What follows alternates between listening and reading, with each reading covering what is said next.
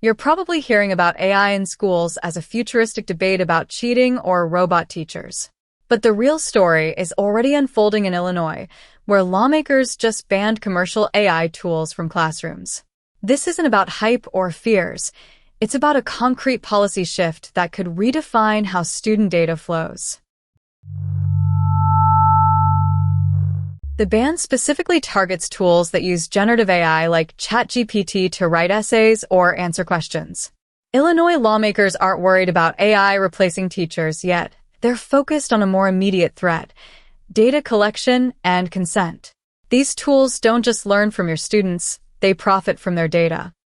Here's the real kicker. AI platforms like OpenAI and Google's Gemini don't just store your students' inputs. They use them to train their models. That helpful response your student got might have been a teenager's homework paper used to sharpen a $100 billion company's AI model. And Illinois didn't ban AI out of ignorance. They enacted this policy with a deep understanding of the data economy. The state's education department drafted the rules in consultation with digital rights groups, setting a precedent that other states may soon follow. So, what's the alternative? Some schools are turning to AI tools that don't store data or train on inputs, like local-run models on school computers. But these tools are limited, and schools lack the funds and expertise to deploy them at scale. Meanwhile, companies like Nvidia and Amazon are racing to put AI chips into every classroom. But that infrastructure depends on data flowing back into corporate clouds.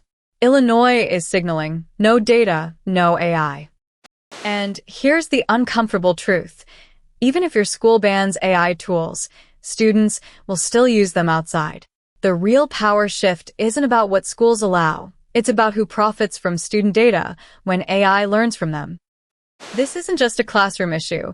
It's a preview of how AI regulation will unfold globally. As tech giants fight for AI dominance, states are stepping in with privacy-first rules.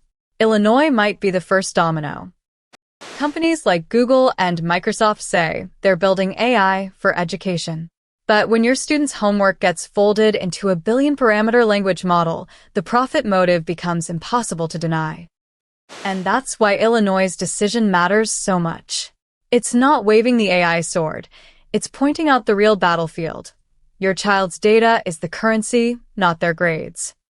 So next time you hear about AI in schools, remember, it's not just about the tools on your screen.